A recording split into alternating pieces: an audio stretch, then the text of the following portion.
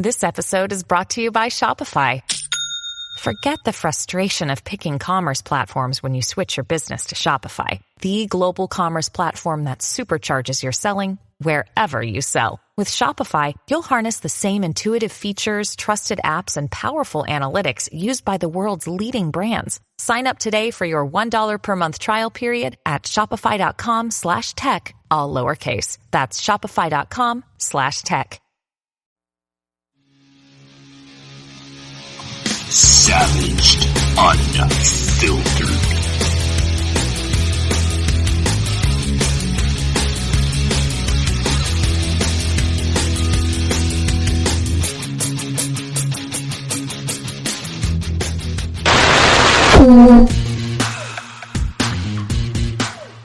Welcome to today's show. Welcome.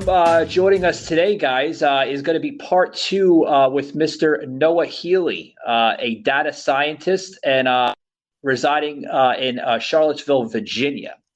Mr. Healy has discovered a superior form of the marketplace. We're going to discuss that. Just in case you guys missed part one with this conversation with Noah Healy, we discussed technology, we discussed the economy, we discussed inflation issues, and I want to get into a little bit more of the advantages of modern technology, right? We got into some technology during part one, the ups and downs of it, but I really want to stay focused with the advantages of modern technology, because there are modern advantages in the technology field. Joining us today, like I said, Noah Healy. Welcome back, Noah. Welcome back to the show. Thanks for having me here. It's a great honor. And just so the listeners know, we are also joined by a Mr. Joseph M Lenard, the author of Terror Strikes Coming to a City Near You. Joseph, welcome to the panel, buddy. Oh, thank you. And also, so in case people haven't heard, I'm also former IT guy. So, I know about this stuff too. And, I was on the internet before it was ever called the internet. For those of you who know the name CompuServe out there, you'll know what I'm talking about. Oh, very, very much into that. And yes, I'm familiar with that. I hope the listeners are into that. Noah, I want to get into this, and I'm sure Joseph is going to piggyback on some of the questions that we ask here, with some of the advantages in communication tech, that have driven markets to basically speed up. What's the concept of that concept right there, where it's driven the markets to speed up? Well, speed wins in the current market design. Effectively, what happens is people are coming in with their desires, and if you can move quickly enough, you can see what they're doing and effectively front run their desires. So this allows you to sort of bet the race after it's been called. And this creates an enormous instantaneous tactical advantage for the people who've been able to secure these very high-speed data link computer systems to create the reaction times that allow them to shave off it's called in some circles picking up pennies in front of a steamroller. Because under ordinary market operations, it's just free money. But then if the market suddenly crashes or goes sideways, then everybody is sort of left high and dry. I see that. Just like the tech bubble in the 90s, where unfortunately everybody raced to invest in any company that was a .com, regardless of potential profitability. Yes, indeed. The existence of technology doesn't ensure that it's a working idea. And in many cases, the technology doesn't even exist. We've seen numerous companies that are founded essentially on the "wouldn't it be nice" principle, and frequently it would be nice, but since that invention doesn't exist, it's not really relevant. Yeah, yeah. Joseph made a good point, with the .com scenario, that, we see now, with, computers advancing and everything else, where we've gone to in my view of it and how I see this, Noah, a rapid pace of technology, right? Behind that concept, right? We see modern computers that are now pushing to these levels that will basically alter the behavior of the marketplace. Do you But see that as well, sir? that's already happened. Markets have become radically less stable than they've really ever been in human history. And because the relationship of the people that used to be holding up the marketplace to the market is permanently altered by their ability to have access to computing technology, they no longer have a personal stake in a functioning market. They actually have personal stakes in dysfunctional markets now. And so these systems are not only more unstable than they were yesterday, more unstable than they were 10 years ago, they're going to be continue becoming less stable until they eventually become so unstable that we no longer have economies if we persist in using them. Yeah, we got into that during part one, where it leads to, what we see today. I mean, little by little. I mean, we got into the inflation, which I want to get back into the inflation, and I know that's gonna make Joseph happy, because I mean he he loves talking about inflation. Noah, I mean the man lives off of that. He's that in his book with the inflation, just a little bit. I don't want to say a lot, a little bit. But Joseph, did you have anything that you want with Noah about this topic that we're on today? Feel free to come in if you'd like. Well, I just wanted to go back to the wouldn't it be nice, high in the sky kind of ideas. Well, we're kind of, America's built on that though, too. So even though a lot of those .coms busted and it hurt people's bottom lines after they thought they had become rich and were back in the poorhouse, a lot of those failures are only temporary failures, though, too. Think of Netscape. There would be no such thing as Internet Explorer or Edge or Google Chrome or Brave or Firefox without Netscape. And they went bust too because uh, they rushed product to be first. Like you had said, you kind of want to beat people to the market. Well, beating people to the market, while Netscape was a great visual thing, it was very buggy because their motto was rush it out, fix it later. So Yeah. I don't want to deny the existence of some very cool pieces of technology. I would pick a bone with you on America's Foundry on that.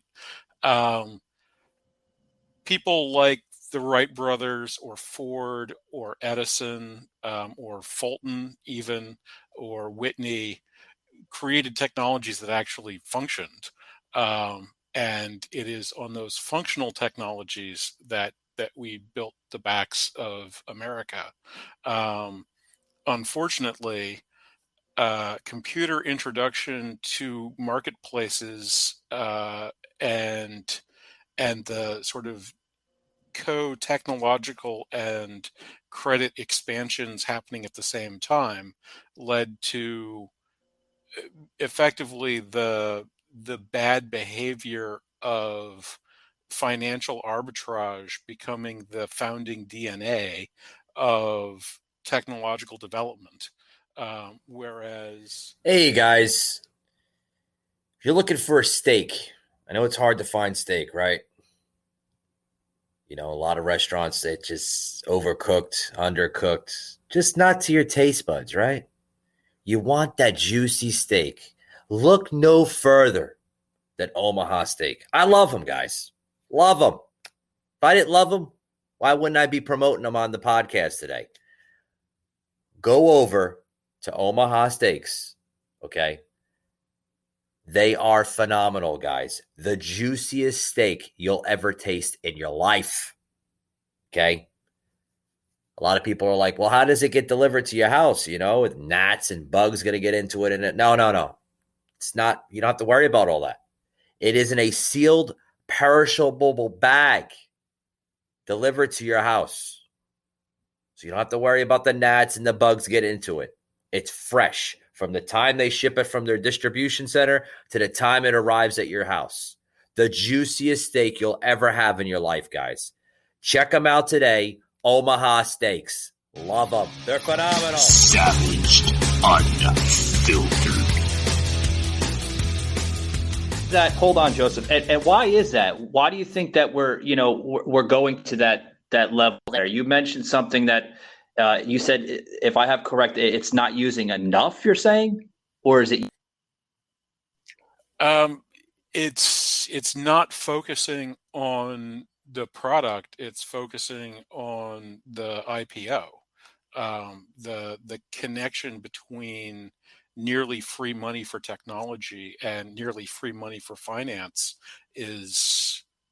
might be a historical accident, but it's a very solid connection. And as somebody that's attempting to launch a technological product and effectively being completely unable to tap into that marketplace because I'm unwilling to make the kinds of claims that are necessary to get onto the bottom rung of the ladder,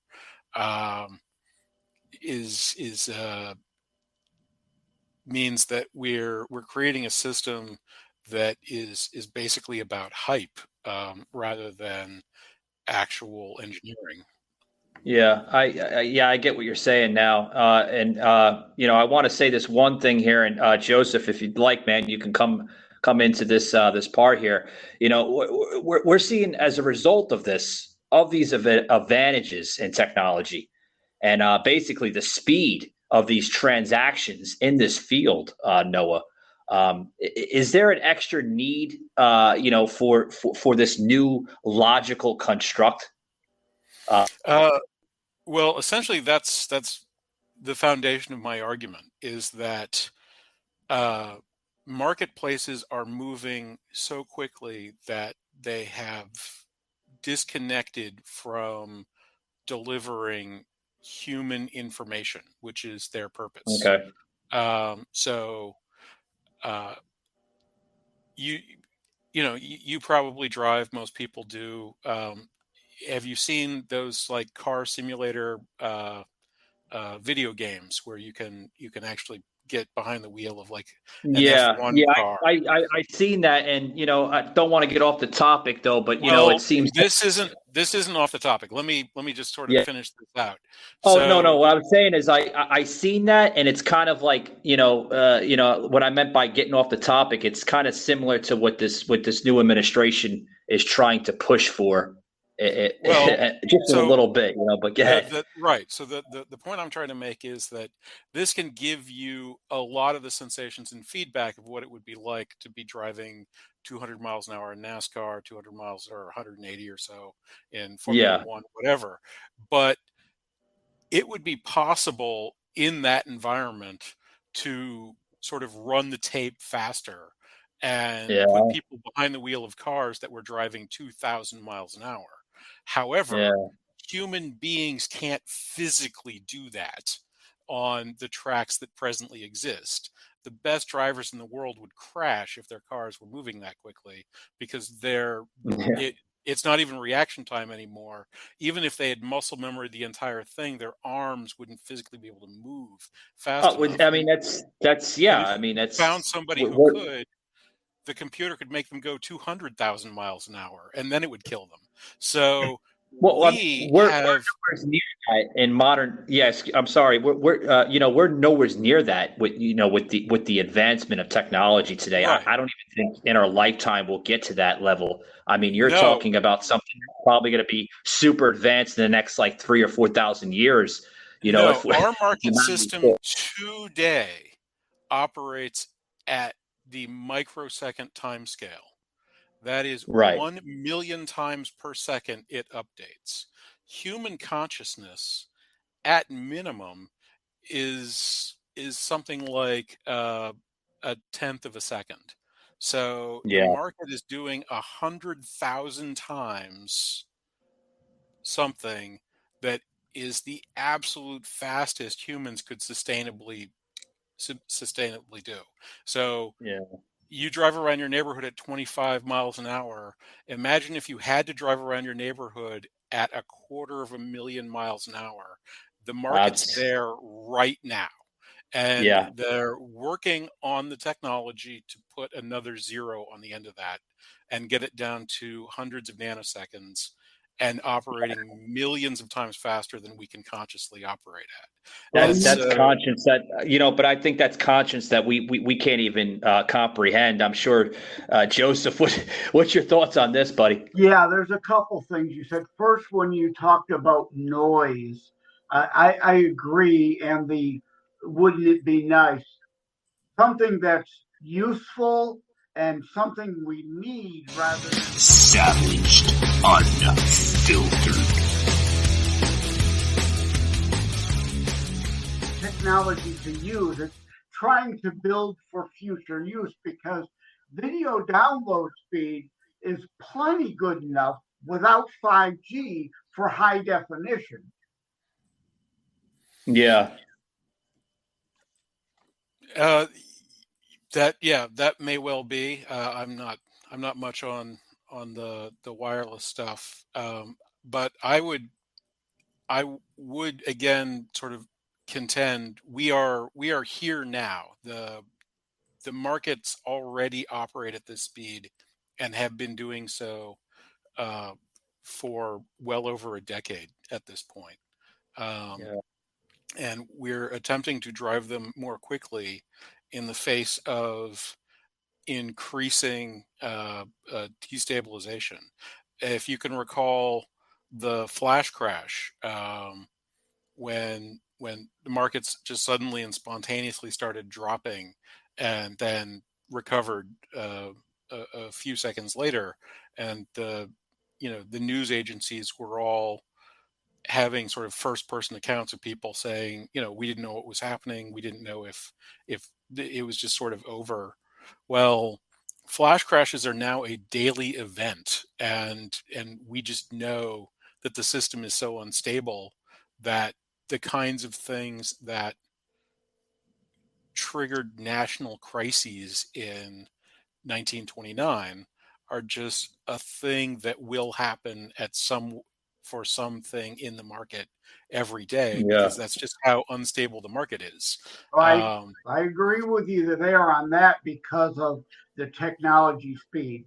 right. Absolutely. We're talking about people pre-programming computers all night long to smack that market the minute it opens, and all hell can break loose. Yeah. Exactly. Yeah, And Noah, that what about I'm sorry, sir. What about some of these computer algorithms? Like do you think it would provide a better forecast to produce all of this at a cheaper level? uh, Or well, so my point is that the the issue that we're seeing is a result of the incentives that the present market offers. And so okay. what my market does is offers different kinds of incentives that allow everybody to come together at a high level while remaining competitive at an individual level.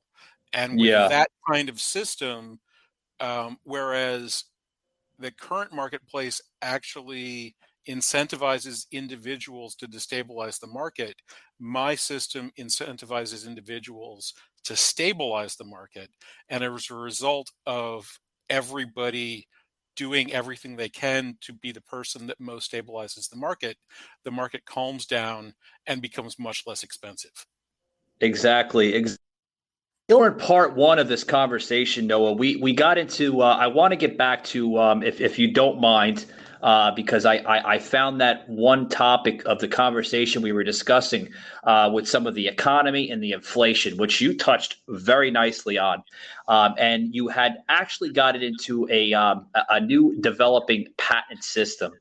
Okay, which has been discussed on the federal level. Can you basically explain here on the show, if you can, just exactly where the phase is with this? Because we got into the phases. There was, I think you were early in the phases, correct? I'm actually fairly well along on patenting. So the way patents work is you put in a full application. In general, most sectors are about 2 years behind. I had to wait approximately 3 years for a first office action. You then have a little contention with your patent examiner about whether what you're working on is novel and useful. Um, and then they'll give you a notice of acceptance, and then you can take the patent application you have and the notice of acceptance, put that in, and they'll give you your patent. So in my case, Easy we had 1, 2, 3 then, I guess, huh? Yeah. So in my case, we had to go through a couple rounds. They've acknowledged that nobody's ever thought of anything like this before that anybody knows, and it does look useful. They accepted it about 2 years ago, and then the quality control department put in a note, and they withdrew the acceptance. They then put forward their reason for the withdrawal, which was logically incoherent, and so I had to put together a response. Effectively, when you boiled down their the logical structure of their statement, they were claiming that 1 and 2 were the same number, and this is in the context of algorithmic analysis. So it wasn't as simple as we think 1 equals 2, therefore you can't have this patent, but it was pretty close to that. I Yeah, I mean, found Noah, you mentioned that you brought this up with your, didn't you go to your congressional leaders at all, and you discussed well, this with them? that's round 2. So I found papers that are on government websites that describe how 1 and 2 are different in this context, and my lawyers put a very sharply worded note into them saying, "Hey, prove what you're talking about, or please go away." Uh, they reaccepted the patent at the beginning of this year, and then quality control stepped back in a few weeks after that and rejected the patent. And my examiner and my examiner's supervisor, neither of them claim that they can understand what's going on. They've basically copy pasted the previous objection over because they have no idea what's going on. I have had my congressional office ask the patent office what's going on. Their first response was, he has a lawyer. We don't talk to people, outside of channels. Have him ask his lawyer. So we're sort of putting the question a little tighter now because, again, they're not even talking to my attorney. Yeah, And no, it almost sounds like they're trying to bury your concept, sir. It definitely feels like that, and you would not be the first person to bring up nefarious, motives on the part of somebody. Noah, I have a question here, and hopefully you could answer it. If not, I completely understand. Has this been brought up to the current, presidential administration at all, or? Uh, Not that I'm aware of. I've spoken to people who work in the SEC and the Commodity Futures Trading Commission, both formally and informally. Unfortunately, the costs to get on sort of the record with the CFTC which would be the controlling industry, the controlling administrative body for me, is an attorney letter that's simply too expensive for me to invest in just to be able to talk to them. Yeah, I understand, so but it hasn't really gone very far. yes, what I'm saying is, like, if you were to, try to, bring it to the attention of even this new administration, President Joe Biden, do you think that that President Joe Biden would basically go along with this concept at all, or, I mean, within your own personal opinion? I don't really think that politicians in the United States are thinking in terms of the financial infrastructure of the country. We have essentially outsourced that to Wall Street, and the people that I've spoken to effectively are unwilling to even listen outside of official channels. Yeah, I agree with Mike that because now we're talking government, and unfortunately, big bureaucracy slows everything down. And indeed, we are in a day and age where you can get in George Orwell 1984 Animal Farm style someone who says 2 plus 2 equals 5 just because they're feeling it. They feel that way and can block innovation. Imagine, like we talked about Ford and Edison and Boeing, had all these deep state bureaucrats who would have to check off on everything were in the way of those innovators back then, like you're encountering today. Yeah. Although I will note that one of the things that allowed Ford to get off the ground was the extremely deep pocket backing that he received initially, which allowed him to overcome something known as the Selden patent, which buggy whip manufacturers had acquired and which they claimed effectively covered any conceivable motorized vehicle.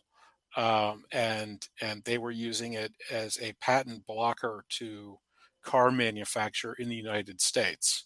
The Ford was able to take that case to the Supreme Court and have. Hey guys, if you're trying to look for an organic product, right, you're getting tired of using the over-counter medication that's filled with chemicals, filled with all those nasty, cancerous ingredients, guys, head over to liverishi.com. That's right, guys, liverishi.com. What is Live Rishi? It's an organic CBD oil company that uses natural hemp oil in their products, guys. As you can see, I'm out and about right now. You develop a rash from walking in the park, grab that Live Rishi cream with you, rub it on there. I'm telling you what, guys, it's going to work like wonders. It's going to work like wonders. Use promo code SAVAGEDUNFILTERED for 20% off your entire order, guys. And I'm telling you what, that's a great deal. 20% off your entire order. liverishi.com. Grab it today, guys. You're going to love it. Said to allow car manufacture to begin here in the United States. You're talking about competitive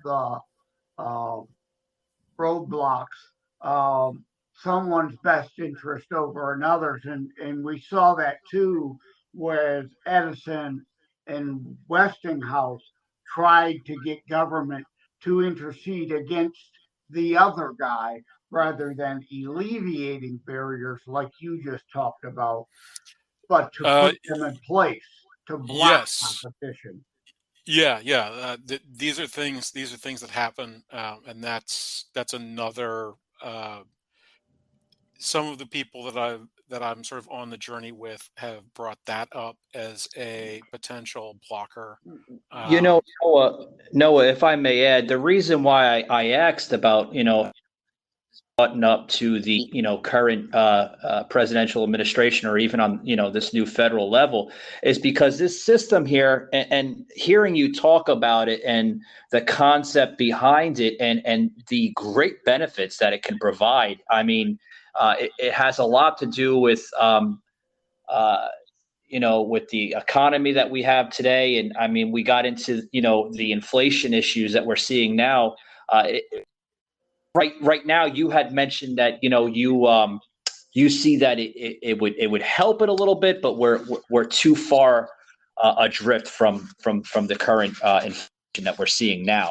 If we weren't facing, now this is my question here, sir, if we weren't facing the inflation that we have currently right now, which is, I mean, it's getting worse and worse every single day. If this was prior to possibly maybe the Biden administration, right? Because I don't like to put blame on any type of federal or local office, their decisions. But I mean, seeing where our country's going right now, I mean, that's on an entirely different topic, entirely different episode. But seeing where our country's going right now with this inflation issue and where the economy is being driven to, prior to Joe Biden taking office, if this was, and this is my own personal view and opinion on this, folks, so please, don't hold me to the to the can on this. But if this was prior to Joe Biden taking office right now, and say just miraculously Donald Trump was still holding office, do you think that this patent, the patent that you're developing right now, sir, do you think that it would show a significant difference if, say, Donald Trump was still in office right now? And do you think it would benefit the economy at all? Well, so I don't know that it would make much difference with the patent, because virtually the entire patent pursuit was, in fact, while Trump was in office. In fact, the first denial, which was itself bizarrely handled by the patent office. You had mentioned that the first denial was during the Trump presidency, but I mean, presidency. However, adoption of this technology would have a dramatic positive effect on the economy, really, regardless of the occupancy of the White House, unless they were able to put into place new roadblocks on a truly unprecedented scale. So government usually likes to spread its numbers out to make them sound bigger or smaller. So usually prices and costs are done over 10-year timeframes. They would have to implement a $4 trillion tax in order to counterbalance the short-term gain from this kind of system. And I don't see that as being politically feasible for anybody. That number is so big that the electorate would not wait for elections. That the lawsuit flurry would be so huge that the phone calls. I think back to I believe it was the late '80s when Ted Kennedy and the Democrats were thinking about Social Security, and AARP put together a mob of senior citizens at the Capitol that was so intense that Dan Rostenkowski, who was one of the most powerful men in the House in those days, and multiple senators were trapped in their limousines by people in walkers, and it made the nightly news. That sort of scene would be replayed on steroids from such a dramatic reach. It wouldn't in this respect, because you're right. They know they can't. But what they would do is hide a $500 billion increase, like the Inflation Reduction Act taxes that are going to cause more inflation, and then just print another $3.5 trillion of fiat currency, which has gotten us the inflation we are now because we don't have balanced budgets. And again, to reiterate, you're talking about Trump, Biden, Michael. Yeah, there's no difference here. It's the deep state, lifelong government employees with their own agenda that are at issue here. Yeah, but my question, going back to the interest, if Donald Trump was still in office here, where I think, and this is my own personal opinion, I say things on the show, and people, oh no, he's wrong. No, it's an opinion, folks. Please, it's an opinion. What I'm trying to say is, if he was still in office, do you think that this new patent, this new system that you've been working on, Mr. Healy, do you think that this would drive a huge interest, in your own personal opinion, to Donald Trump, and of course the Department of Treasury and everything else in Washington? Do you think that Donald Trump would actually go along with this idea?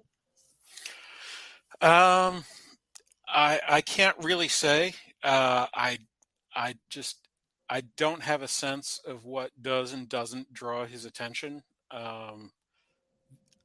He seems to respond spontaneously to the crowd events that he's in, but I would say that he took his eye off the ball almost immediately upon beginning his administration, in terms of sort of what the agenda that he was talking about during his stump speech versus what he actually did. What he did was in line with his basic platform. But I was alive in 2015, 2016. I watched the crowds interrupt him with shouts of "build the wall" and "lock her up," and quite clearly he didn't finish either of those two things, and pretty much immediately in his administration set out not as those were not the first things that he was doing. He was carrying out Right, I other parts. understand what the. So yeah, I understand. I don't know. The wall. I don't know Yeah. how this would or would not attract his attention. I expect, based on his sort of deference to the process, that it would be pretty similar, because I've been doing this for several years. I did it all the way through his administration. When I talked to people in government, which I did during his administration. Yeah, what was the outcome of that? Because I actually wanted to see some of your experiences that you had seen. Were they fascinated about your idea at all? Or I mean, you mentioned that during the So first several months, hard, yeah. I was at a convention called the Agricultural Commodity Futures Trading Yeah, you Convention. mentioned that on part one. Yeah, we Yeah. didn't have enough time to go into that. Can you go into that a little bit? Well, it was quite fascinating. I was hoping to maybe even get a speech slot or something similar to that in the follow-up, but then unfortunately COVID happened and they canceled the event, and it hasn't really come back yet. But they had presentations by Right. the people who operate the departments in Treasury and so on. It's the people in the government that were regulating these markets, and the people at the markets that were actually running them. And then there was a entire convention room full of farmers and manufacturers and traders that would then ask questions after 30 to 40-minute presentation, and the questions were savage. I I like that. I recall one of the ones that really stood out. There was the guy who was in charge of the settlement algorithm at the CME Group, an economist who was the world's foremost expert on settlement algorithms and what sort of choices you can make, and the lead regulator from the CFTC on settlements, and they did a presentation on how settlement actually took place and what happened at the actual coal face, basically, when a trade was settled and a contract was made. And I believe it was the first question from the crowd after it was over, pointed out that, and everybody had their laptops, so they had like the details. I'm not going to be able to remember the stats exactly, but that effectively the millions of potential trades that are on the books, every time a trade actually happens, in less than a second, all of those million trades are withdrawn, and those same people put in new millions of trades, and wait for another trade to actually occur. And so the guy's question is, given that, was the CME under the impression that their clients were putting in their trades with the intention to trade them? Now, the important thing to understand about this is that putting in a request to trade or accepting a request to trade which is not intended to trade is a crime. Oh yeah, without a doubt. I mean, that's a federal crime. It's attempting to manipulate the market. Yes. Yeah. So this guy's question was, given the fact that all of your customers act like they're criminals, are you under the impression that all of your customers are criminals? and the guy from the CME group who was in charge of this system dropped, I'm not going to be able to get this word for word, and it's obviously important, and I'll get to that in a second, but he dropped out this sentence of everything's at risk of trading, effectively. So effectively, this very legally well-worded thing of basically, yeah, we know that they're all criminals, but if I say this sentence, I'm not legally culpable. And Noah, if hold on, sir, if I may add, this was all being said right at this conference up in Washington. So this wasn't in Washington. This was in Kansas City. But okay. The guy's response to the canned answer that he got was, "Did you actually just say that?" Word for word. And they had a back and forth, and the reason I'm quite positive that it was like a legally prepared canned response is that after back and forthing for 40 or 50 seconds, the CME guy repeated the sentence verbatim. It's obviously something that he'd practiced, and that's where things are. And that was 2 years ago. Things have not gotten better since, or 3 years ago at this point. Yeah, that is exactly where we are. Legalized CYA. We're twisting words, carefully crafting sentences to be ambiguous, to mean this or that, or both this and that at the same time. But if I may, Michael, to go back to what you were saying, let's take Trump Biden out of this. It's kind of, I think you're implying the left-right dynamic, the left philosophy of more government, bigger government, bureaucrats control. One person in the deep state with an agenda can hold someone up like is happening here, whereas the right philosophy, and Trump tried to do this as best he could with reducing regulation and cutting red tape and allowing business owners and innovators to Joseph, I mean, exactly, sir. I mean, he ran on that concept for 4 years, cutting the regulation. And I mean, a lot of people look at it as a failure, but when you're dealing with bureaucrats and people that just want nothing but bureaucrats, lifelong deep state people, yes. Yeah, and then when you have people like Noah that's trying to develop something that can not only alter the system but benefit the system.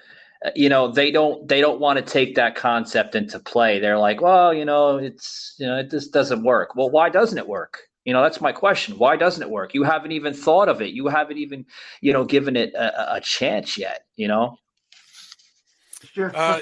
protecting the status quo. Yeah. And what lobbyist is paying that person to protect the status quo? Certainly. And to that effect,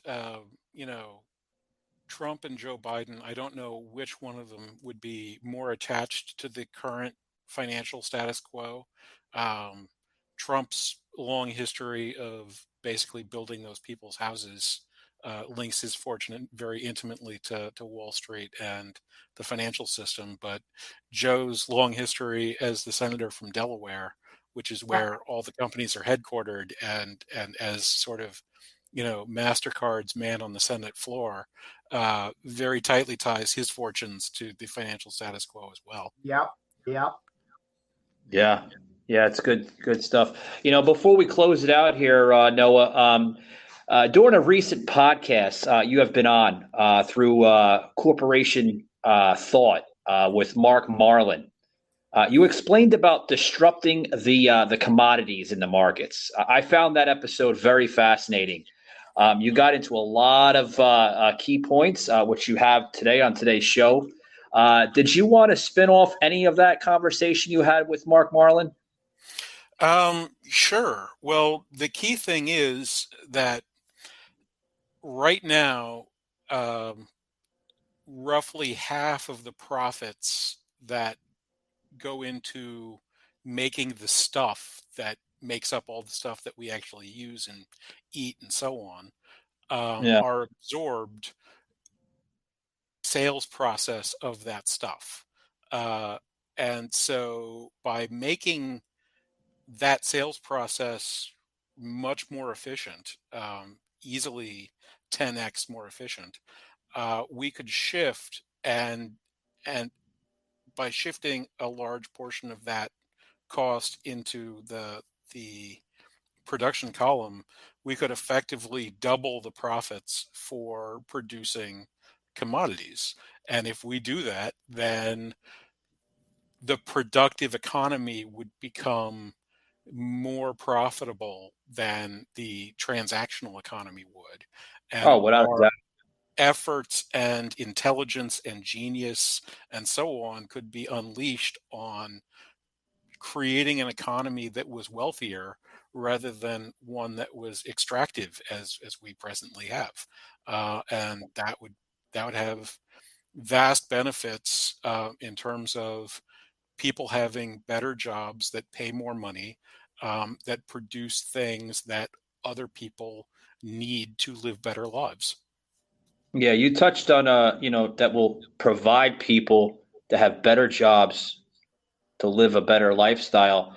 Now, do you see, with the rising, and I'm sure you see it where you live up in Virginia, do you see, with these rising wages that they're paying people more money, but in reality, they're really not making more money. You know what I mean, sir? They're Well, they're they're, they're balancing the it out because of the inflation that we're the seeing right now.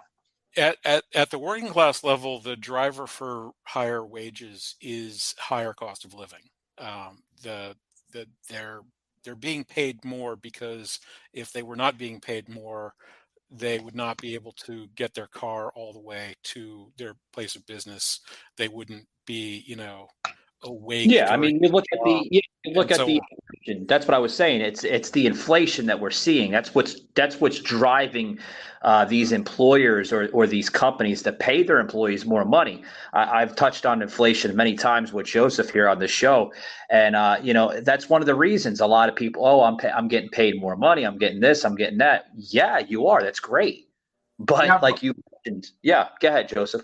but your cost of living has still declined because the wages aren't increasing faster than the rate of inflation. And I like to bring it back to seniors on Social Security.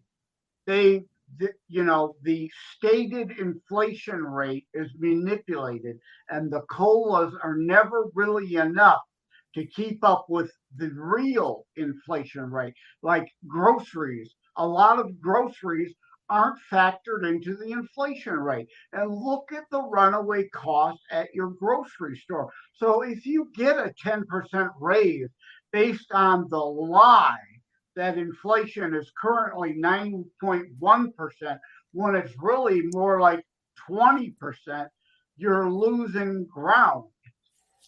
Yeah.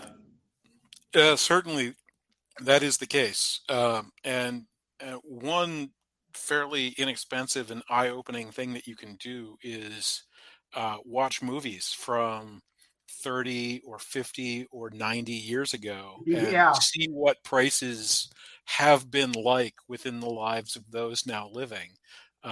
Because for those who argue that inflation has been low since the 90s, um, you can watch some of the most popular films even today were produced during the 90s, and little things slip out here and there about Noah, you look at what the gas quality. prices were like, what other prices were like, and it's quite stunning. Yeah, like I What mentioned, Noah, you got to look at the quality, like you mentioned. You could see the budgeting, you can see the effects of each era or each generation through movies with that inflation or with that deficit or whatever it's facing. Like you mentioned, movies. You look at the '90s. Just look at the quality. Is the quality a lot different from the '90s compared to the 2000s? Sure. There was a lot more quality being introduced because they weren't facing budgeting issues that they're facing now. You go up to Hollywood, whether it's in LA or little areas. I call them little Hollywood areas like Atlanta or Detroit or Chicago, and you could look at these studio companies, these production companies, and they're very careful with their production now because of the money that goes into film production, editing, all that. Go back to the '90s. It was a lot easier. Even the '80s, the '70s, the '60s. So yes, I do agree with that concept 110%. Noah, we're going to close it out here, sir. I really, I really enjoyed bringing you on for part two. I thank Joseph for coming on, to be part of this panel. And, I'd really, really like to see some of these ideas and thoughts that you have developed, even this patent system, to basically make a headway for itself. I'd love to see it come out in its full entirety with that concept, sir. Yeah, well, I'm pushing for that myself. I take your good wishes on board. I'm very hopeful as well. Yeah. Any closing thoughts there, Joseph, before we close up the show?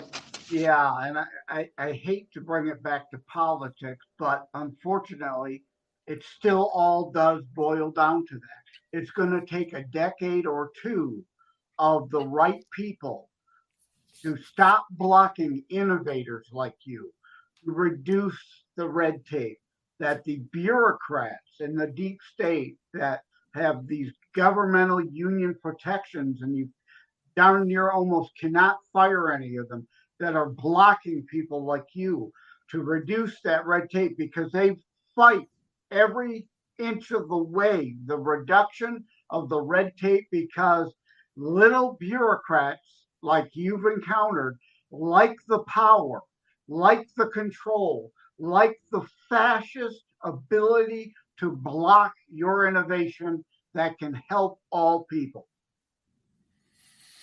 Yeah.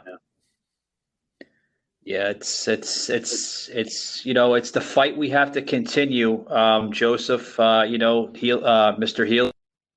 This is a fight that you cannot give up on. It's a tremendous idea, and I could see very, very fascinating results coming out of this in the near future. Hopefully, not too far into the future. Hopefully, within this decade, we can see this concept basically being played out, not only in the federal level, but also the state level too, as well. I'd love to see some, state governors, mayors, local leadership, using these ideas, using this concept to not only benefit the economy, but benefit the United States of America, because we've become a nation of decline. And I had that concept on my show not too long ago here with Joseph.